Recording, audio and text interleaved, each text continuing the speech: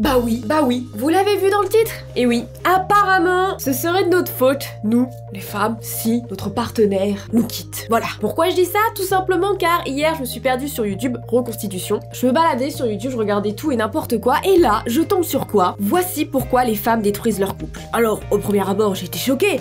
Je me suis dit, mais qu'est-ce que c'est que cette merde? Pourquoi seulement nous les femmes? Et après, je me suis dit, mince, peut-être que mon couple est en danger à cause de moi. Enfin bref, tout ça. Du coup, qu'est-ce que j'ai fait? Je me suis un petit peu renseignée sur la chaîne, je me suis dit, mais pourquoi ils disent ça? Qu'est-ce que c'est le contenu de cette chaîne? Donc, canal La Santé, Partage et Remèdes Naturels. Ok, d'accord. Je me suis dit, je vais aller voir un peu la description, ils vont peut-être...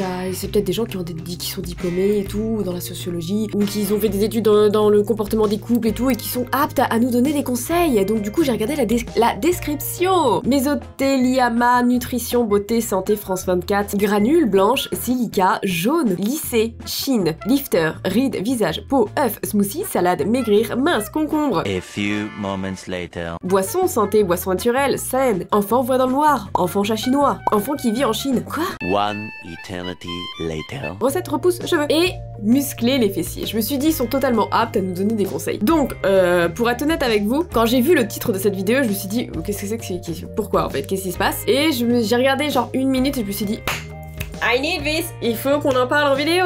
Accrochez-vous, mettez votre ceinture, on va essayer de comprendre et écoutez, on va essayer de sauver notre couple, même s'il n'est pas... Enfin, pour ma part, il n'est pas en danger, mais on ne sait jamais. Écoutez, peut-être que certains d'entre vous sont en difficulté actuellement dans leur couple, donc du coup, on va espérer que cette vidéo vous aide. Et pour tous ceux qui sont célibataires, ça vous évitera du coup de faire des erreurs dans votre prochaine relation. Vous allez anticiper, c'est magnifique. Alors, de quoi ça parle? C'est parti! Voici pourquoi les femmes détruisent leur couple. On se sent légèrement attaqué quand même, non? Vous ne trouvez pas? Et ce qui m'a fait très rire aussi, c'est cette voix en fait. Je pensais que quelqu'un allait parler, mais en fait non. Il n'existe pas de manuel pour un mariage parfait.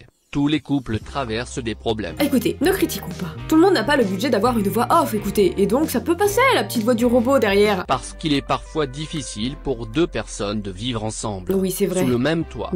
Après, sur certaines choses, ils n'ont pas tort. Hein. Bon là, il nous explique pas encore pourquoi les femmes détruisent leur couple, mais là, dans ce qu'il vient de dire, oui, vivre ensemble, ça peut être compliqué, cohabiter et tout, même si tu es très amoureux et tout, chacun a ses petites manies dans la vie, il faut s'habituer aux petites manies de l'autre et tout, faire des concessions et choses comme ça. Et en même temps, dans cette vidéo, je serai en mode conseil de... Allez, on a mode romantisme. Par ailleurs, il y a beaucoup d'erreurs que les femmes commettent sans s'en rendre compte. Alors pourquoi que nous, en fait? C'est ça qui me fait un peu peur, j'ai l'impression qu'il y a que nous. Mais écoutez, nous sommes là pour apprendre! Ce sont des erreurs communes que nous pourrions tous commettre. Et écoutez, chers messieurs qui regardez ma chaîne, et oui, je ne vous oublie pas, vous êtes à peu près 24%, et oui! Dites ça à votre meuf, ok? Dites-lui, bah alors écoute, ça va être de ta faute si notre couple va pas marcher. C'est horrible dit comme ça. Donc tu vas regarder cette vidéo, ok? Dans cet article, nous vous présentons des conseils pour les éviter. D'accord, on va éviter tout ça, oui. C'est dramatique. Quels sont les piliers fondamentaux d'une vie à 2? Ok, d'accord, on parle déjà des piliers fondamentaux. Avoir une relation est un engagement qui peut nous procurer les meilleurs moments de notre vie, mais aussi nos plus grandes souffrances. Je pense que je vais parler parce que sinon ça va être très long avec la voix robotisée, là, R2D2, au revoir, désolé. Prendre la décision de partager notre vie avec quelqu'un implique plus que de l'amour, car d'autres piliers de base sont nécessaires pour réussir une relation de couple. Qui peut me dire la plus importante, s'il vous plaît? Oui, vas-y Mathilde. C'est la communication, madame. Je le sais car je sors avec 5 mecs et croyez-moi qu'il faut communiquer pour organiser tous mes rendez-vous. Ouais, je vais en pyjama au lycée alors. Me cherchez pas madame ou sinon je soulève votre maman, comme vous voulez hein. En vrai, je ne rigole pas, il faut absolument communiquer dans un couple si vous voulez que ça perdure. Peu à peu, la vie nous donne des expériences qui nous aident à nous améliorer en tant que personne et aussi en tant que couple. Oui, ils ont raison, ils ont totalement raison, on apprend des erreurs, on apprend de ce qu'on vit et tout, donc ouais, bah écoutez, pour l'instant je suis d'accord avec eux. Y être amoureux et avoir une relation stable nous remplit de bonheur, nous aide à grandir en tant que personne et donne plus de sens à notre vie. Ouais, bah écoute, c'est cool, on est en mode Disney là, c'est superbe. De ce fait, il est nécessaire de prendre en compte les piliers importants d'un couple afin de réaliser une coexistence agréable et respectueuse. Ouais, mais tu tournes un peu autour du pot là, dis-nous quels sont les piliers, dis donc. Later. Ah voilà, je vous l'avais dit, la communication. Communiquer en couple est l'un des principaux ingrédients pour maintenir la stabilité dans la relation et éviter de tomber dans les problèmes. Exactement, nous ne le répéterons jamais assez, la communication. Cette communication doit être harmonieuse et sans crainte de reproche de la part du conjoint ou de la conjointe. Ça marche dans les deux sens en fait, excusez-moi. De même, il doit y avoir un espace pour la communication sexuelle et affective. affective qui joue un rôle très important dans la relation. Et oui, même sexuellement, il faut communiquer, écoutez, pour être en harmonie totale. Écoutez, pour l'instant, je suis plutôt d'accord avec eux. La plupart d'entre nous ont la fausse croyance d'en parler est mauvais, ok, sans savoir que c'est peut-être l'un des moyens de donner une étincelle de passion, de la folie à la relation, de la renforcer, de la sortir de la routine. Mais totalement, ils ont totalement raison, il faut pas avoir honte de parler de ça avec son partenaire pour améliorer, pimenter cette petite vie. Croustillant. Ok, et le respect mutuel, quand vous respectez votre partenaire, et le respect c'est très très important aussi. Il s'agit de comprendre que l'autre n'est pas une extension de soi, mais un autre être, avec ses individualités, ses défauts, ses vertus et ses propres sentiments. Notez bien ça, c'est vrai en plus. Parce que j'avoue, moi ça m'est déjà arrivé d'avoir des relations où j'avais l'impression que la personne voulait que je sois une extension, vraiment une extension de lui. Je devais faire comme il voulait pour qu'il lui soit épanoui dans notre couple. Et forcément, ça ne marchait pas parce qu'il est hors de question que je sois une extension de toi, petite merde. Donc, va manger tes morts, je m'en vais. Voilà. Je ne lui ai pas dit ça, j'ai pleuré, mais voilà, voilà, j'aurais dû lui dire ça, quoi. Et la confiance a également un rôle fondamental dans chaque type de relation. Ce pilier renforce le couple et fait que chacun se sent complémentaire de l'autre. Exactement, la confiance, la communication, le respect. Ils ont totalement raison là sur ça. Je sais que la confiance, ça vient avec le temps en fait et les actions de votre partenaire. Hein. C'est très rare qu'on acquiert une confiance dès au bout d'une semaine de relation, tu vois. C'est normal. Tu repères un peu qui sont ses amis, qui sont ses ex, ces choses comme ça. Ça s'acquiert avec le temps, je trouve. Ah, et nous y sommes. Des conseils importants que toutes les femmes mariées doivent savoir. Alors mariées, pourquoi en fait là ils ont pris un virage, mais genre, non, en fait ils ont même pas pris le virage. Je pense que tu vois la route là, tu vois t'as la voiture, hein, et elle fait sortir une route. Là, je pense qu'on part comme ça là. Là on part comme ça. Ok, premier conseil, c'est vivez avec joie. Nous les femmes, nous devons vivre avec joie, mais ça veut dire quoi en fait? Précisez s'il vous plaît. Il est presque impossible de sourire toute la journée et de ne penser qu'à des choses positives. Cependant, vous devriez essayer de le faire au moins lorsque vous êtes avec votre partenaire. Ça veut dire quoi ça en fait? Tu dois jouer les poker face, tout le temps avoir un masque de joie sur le visage, même si tu es triste pour X raisons. Je dois agir comme ça? Coucou chérie, je suis rentrée, ça va? Bonsoir chérie. Ma mère est morte ce matin. Ah c'est que ça? Oh bah ça va, garde le sourire. Bon, on mange quoi ce soir? D'accord, ok. Je vais garder le sourire. On mange des petits pois? Non, parce que ça va être un petit peu compliqué quand même, hein. Moi, je suis pas trop fan, hein. Souvenez-vous que personne n'aimerait vivre avec quelqu'un de déprimé toute sa vie. Non bah, y a un moment donné, s'il vous plaît, ça dépend de plusieurs facteurs. Si tu as perdu quelqu'un dans ta famille, forcément que tu es de très proche. Un parent, forcément que tu vas être déprimé longtemps et tu risqueras pas envie de sourire avec ton chéri. Voilà, tu peux pas en fait. Et pourquoi nous, en fait, on doit tout le temps vivre avec ce putain de sourire de merde? Alors là, je vais m'énerver. C'est la vie. Écoute, cette chaîne s'appelle Santé tous les jours. C'est une chaîne de santé. Ils ont l'air d'avoir beaucoup de références, donc écoute ce qu'ils ont à dire, d'accord? Écoutez, on va essayer de faire ça, hein. Je porterai un masque. Changez votre attitude. Parvenez à identifier et à contrôler vos sentiments et vos émotions. Découvrez des expériences nouvelles et positives. Alors, je suis d'accord avec découvrir des expériences nouvelles et positives si tu es trop déprimé dans la vie, mais par contre, de là à... Tu dois contrôler tes sentiments et tes émotions face à ton partenaire de vie, ton amour, tu vois, l'homme ou la femme de ta vie, tout ce que tu veux. Non! Tu dois être tel que tu es, et si tu as des moments de déprime, tu as le droit de lui montrer, tu vois, lui dire, bah ça ne va pas en ce moment chérie, non, je n'ai pas envie de te sourire comme une petite potiche, tu vois. Je veux te faire part de mes problèmes en fait. En fait c'est contradictoire avec ce qu'ils ont dit dans l'espèce d'intro, tu vois, où ils disaient qu'il fallait communiquer, l'un des piliers fondamentaux d'une relation saine, c'est la communication, et là par contre ils vont te dire, ouais t'as des problèmes, bah tu fermes ta gueule en fait, tu contrôles tes émotions, tes sentiments, et voilà, tu parais tu parais bien, tu vois. Y'a un problème. Much later. La jalousie détruit. Alors oui, mais par contre ça c'est dans les deux sens, y'a pas que les femmes en fait, voilà. Rappelez-vous que tous les gens doivent se sentir libres et indépendants. Oui. Essayez de contrôler vos impulsions, concentrez-vous sur la confiance croissante dans votre relation, ne vous basez pas sur les hypothèses, et si vous trouvez des signes d'infidélité, il est préférable d'en parler avec votre partenaire. Ouais, c'est-à-dire que je dois agir comment en fait? Comme ça? Bon chérie, je vais dans un club de striptease ce soir, et oublie pas, garde la pêche. Bonsoir chérie, et passe une excellente soirée.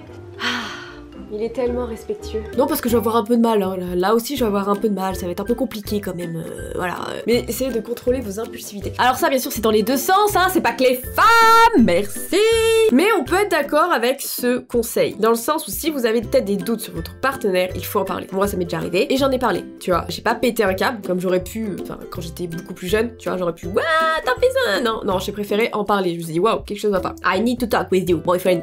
Mais c'est clairement mieux d'en parler tout de suite, quoi. Soyez disponible, oui, mais pas tout le temps. Qu'est-ce que vous voulez dire par là? J'ai peur. Parfois, vous arrêtez d'avoir une vie sociale juste pour vous consacrer entièrement aux responsabilités des enfants, nettoyer la maison et satisfaire le couple. Il y a des trans qui va passer du tout. S'il vous plaît, j'ai besoin de m'aérer. Nettoyer la maison!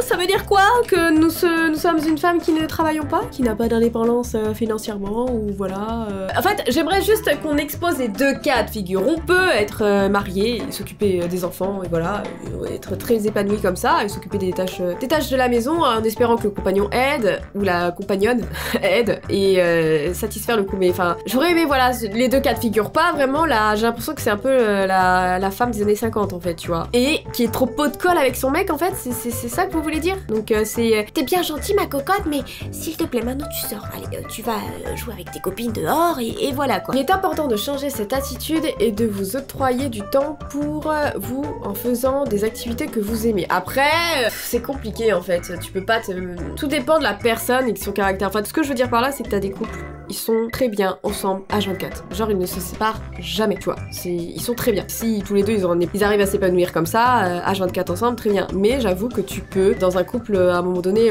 j'ai besoin de souffler, j'ai besoin d'être seule, j'ai besoin d'indépendance, j'ai besoin d'aller faire mes trucs, d'avoir mes activités de mon côté, et le mec aussi, ou la fille aussi, tu vois. Comme ça, t'as l'équilibre dans le couple, tu vois. Chacun a quand même son univers et tout. Et t'en as qui aiment être tout le temps H24, faire des activités ensemble, tout le temps. Donc après, ça dépend en fait des personnes. Tu peux pas leur dire non, c'est pas bien. Quoi, tu épanouis même si tu es tout le temps H24 ensemble? Non, faut que tu arrêtes. Non, ça dépend en fait, si la personne se sent bien ou pas dans ce mode de vie. La critique constante, intéressant. De quoi voulez-vous parler par là? Et il est nécessaire d'accepter que nous avons tous des manières différentes de faire les choses. La critique constante de la façon dont votre partenaire s'habille, éternue, etc. Ouais, je vous suis à peu près sur ce petit truc. Faites du mal à votre relation et créez une distance entre vous. Faites du mal à votre relation et créez une distance?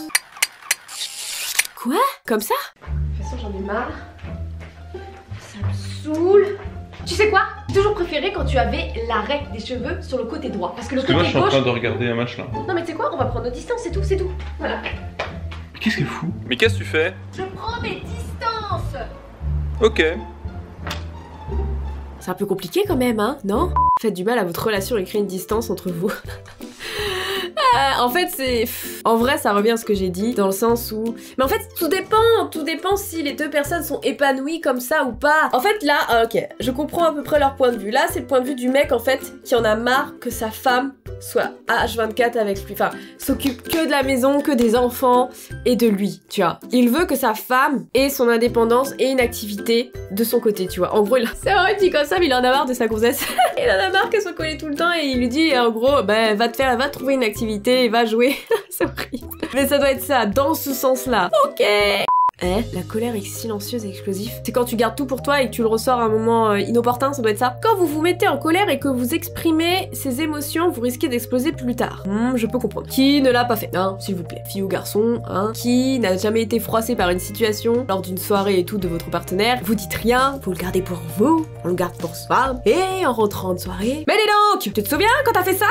Oui, je peux comprendre, tu vois, voilà. Much later. Pire encore, ce sera indubitablement au moment le moins opportun. Et vous diriez des choses que vous risquez de regretter amèrement. Ouais, tout dépend de la situation, c'est encore compliqué de se mettre à la place des gens. Donc si vous voulez vous épargner des situations de crise, la prochaine fois que votre mari vous demande qu'est-ce que vous avez... Bon déjà, mon mari, s'il vous voit, on a un petit problème, il y a une petite couille dans le pâté. Hein. Mais elle est sortie quand? Dans les années 50, 40, cette vidéo? Dites-moi. Je ne comprends pas. Exprimez votre malaise. Vous éviterez des tonnes de frustration. En fait, c'est dans les deux sens. Il n'y a pas forcément que Marie...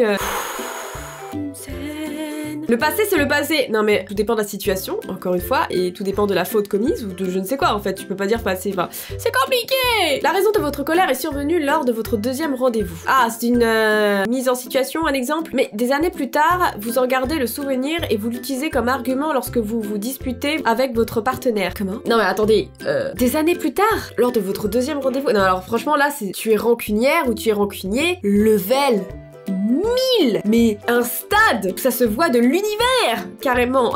Ta rancune se voit de l'univers. À quel moment tu reproches un truc pour le deuxième rendez-vous, et en plus on en conclut que lors du deuxième rendez-vous, c'est soit vous venez à peine de vous mettre ensemble, vous êtes pas encore ensemble, tu vois. Donc qu'est-ce que tu vas lui refaire des reproches, quoi. Là c'est vraiment, c'est abusé, quoi. Cette attitude est à bannir si vous souhaitez aller de l'avant. Ça suffit, vous bannissez vous arrêtez d'être rancunier, ok? Moi je dis pas que rancunier, il y a aussi les mecs, ça peut aussi très bien arriver avec les mecs. Détective Woman. Il voulait dire détective Woman, mais c'est pas passé. Écoutez, c'est pas grave.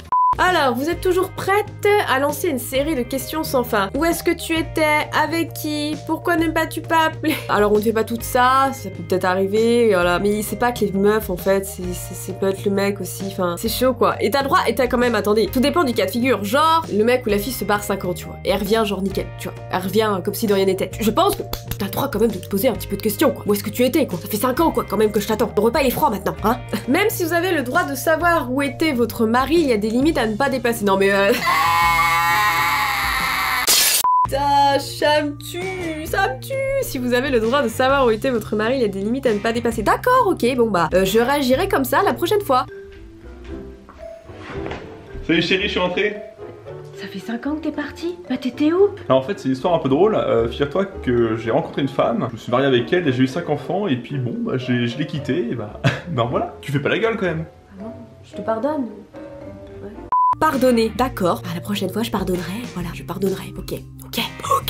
Essayez de faire passer de petits problèmes. Demandez-vous s'il vaut la peine de se battre pour cette chose qui vous irrite tellement. Hein? Demandez-vous s'il vaut. Qui est-ce qui vaut en fait? Qu'est-ce qui le problème ou le mec? La peine de se battre pour cette chose qui vous irrite tellement. Je comprends pas en fait. Vous m'avez perdu. Je comprends plus vos conseils en fait. Je saisis plus. Non, je comprends pas. Est-ce que c'est quelque chose qui ne va pas ou est-ce que cela vous dérange simplement parce que c'est une façon différente de le faire? Quoi?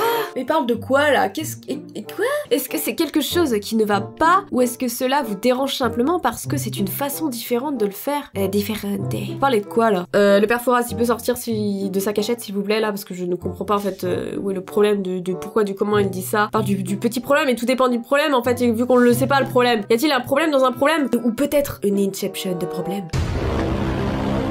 D'autre part, n'amplifiez pas les petits désagréments en grandes perturbations qui peuvent être beaucoup plus difficiles à résoudre. En fait, c'est dire quoi? Faut s'accommoder des petits désagréments, en parler tout de suite, ou fermer notre gueule, quoi. Ça doit être ça qu'il faut. Oh, je pense que ça doit être ça. Ouais, on doit faire. Les filles, on ferme notre gueule, c'est tout. C'est horrible.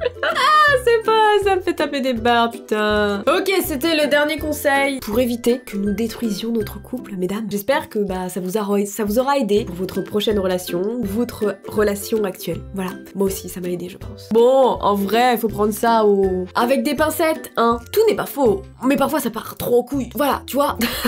Bon, j'espère que cette nouvelle vidéo vous aura plu. On se retrouve pour de nouvelles aventures très prochainement. En attendant, portez-vous bien. Salut.